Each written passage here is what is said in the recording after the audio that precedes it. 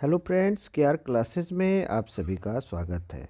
आज संस्कृत से एक और लेसन लेके हम उपस्थित हैं।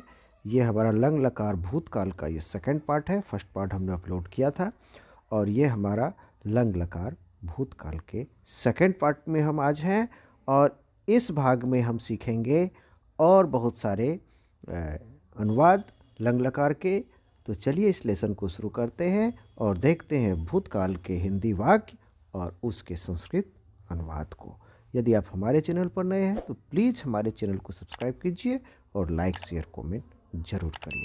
तो चलिए इस लेसन को शुरू करते हैं और कुछ सीखते हैं। तो चलिए फर्स्ट पार्ट में भी हम लोगों ने देखा था भूतकाल लंग लकार के धातु रूप, और जो हमारा सब्जेक्ट है, जो हमारा कर्ता है, उसको भी हमने देखा था।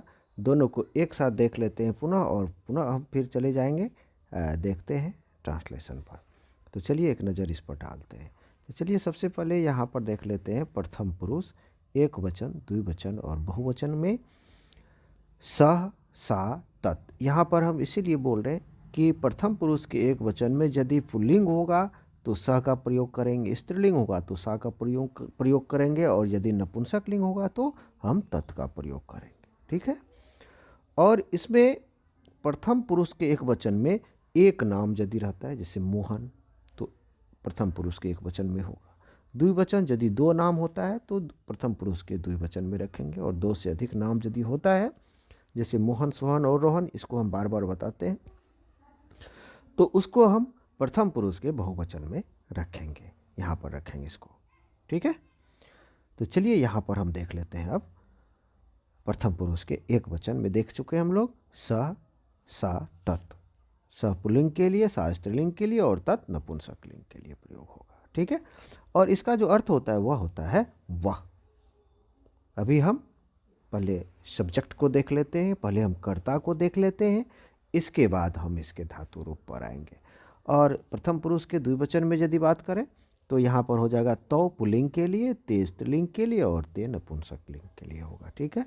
और यदि हम बात करें इसका अर्थ का, तो इसका अर्थ होता है वे दोनों या वह दोनों। ठीक है। यदि बहुवचन में बात करें तो ते पुल्लिंग के लिए, ता स्त्रीलिंग के लिए और तानी नपुंसक लिंग के लिए। ठीक है।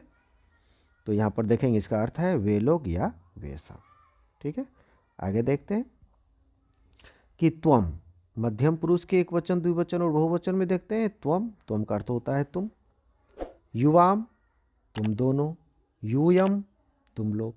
क्योंकि इसका संस्कृत और हिंदी जानना जरूरी है, क्योंकि जब हिंदी आएगा, सेंटेंस में हिंदी है, तो उसका संस्कृत लिखना होगा, इसीलिए इसका भी अर्थ हमको जानना जरूरी है। तो चलिए आगे देख लेते हैं यहाँ पर कि उत्तम पुरुष के एक वचन में अहम, आवाम, वयम। अहम का अर्थ होता है मैं, आवाम का अर्थ होता है हम दोनों, और वयम का अर्थ होता है हम लोग। तो इस तरह से हम लोगों ने देख लिया कि प्रथम पुरुष, मध्यम पुरुष और उत्तम पुरुष के एक वचन, द्विवचन और बहुवचन में। अब चलते हैं यहाँ पर देख लेते हैं हम लोग कि धातु रूप, पठ धातु रूप देख लेते हैं लंग लकार भूतकाल में। तो सबसे पहले हम बात करेंगे प्रत्यय का। ठीक है। यदि आप प्रत्यय समझ जाते हैं तो ये आसानी से धातु रूप तैयार हो जाएगा। तो चलिए यहाँ पर देख लेते हैं। यहाँ पर तो लगा हुआ है, तो, ताम, तो, ताम, अन, अह, तम, तो। ठीक है। अम, आब, आम, ये प्रत्यय जुटा हुआ है। तो पठ के साथ ये प्रत्यय लगा हुआ है, तो, तामन, अहतम, तो, अम, आब, आम। और बात करेंगे अब क्या कि इसमें जो है पठ धातु रूप में जो है, इसमें अ जो है पहले लगाया जाता है, क्योंकि यह भूतकाल है। ठीक है। ये भी तो इस तरह से यदि हम पठ के साथ लगा दें तब क्या होगा, इसको देख लेते हैं।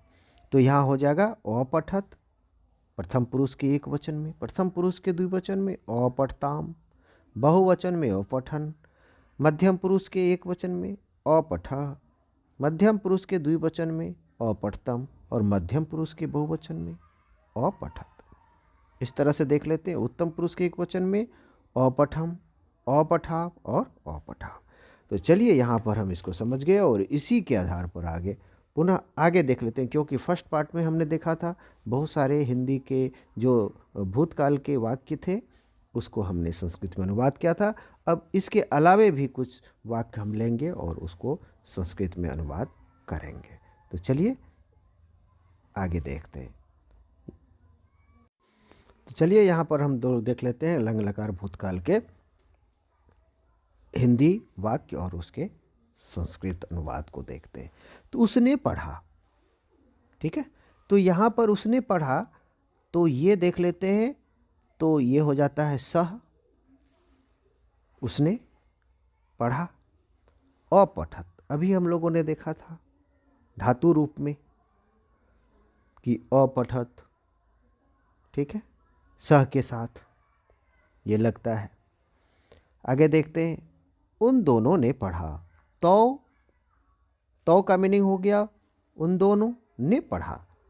तो ये भूतकाल में है वाक्य, तो इसका संस्कृत क्या हो जाएगा? अपठताम। हम लोग देखे थे तो ताम अन, ठीक है, हम लोग देखे थे अपठत, अपठताम, अपठन, सह तो ते, ठीक है।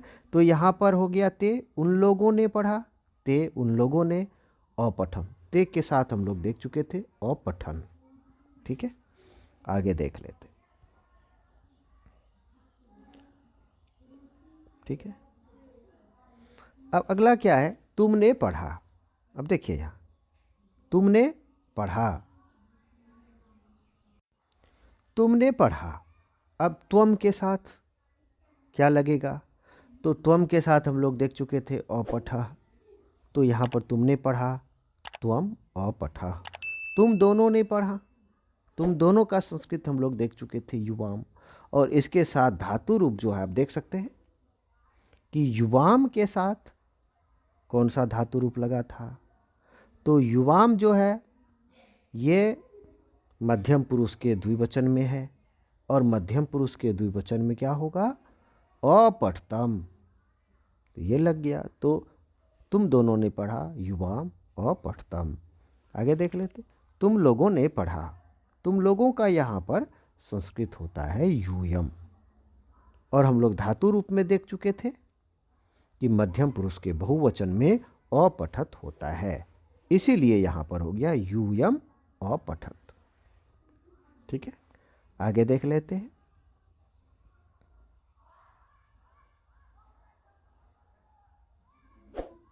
मैंने पढ़ा, ठीक है। तो ये क्या है? उत्तम पुरुष के एक वचन में अहम, मैंने, अहम, और अहम के साथ अपठम। देख लेते, हम धातु रूप देखे थे कि अहम के साथ अपठम, क्योंकि धातु रूप जो है ये उत्तम पुरुष के एक वचन में अपठम, उत्तम पुरुष के द्विवचन में अपठाव, और उत्तम पुरुष के बहुवचन में अपठाम। तो सेम चीज़ यहाँ पर आ गया है। तो यहाँ पर अहम अपठम, हम दोनों ने पढ़ा, आवाम अपठाव, हम लोगों ने पढ़ा, वयम अपठाम।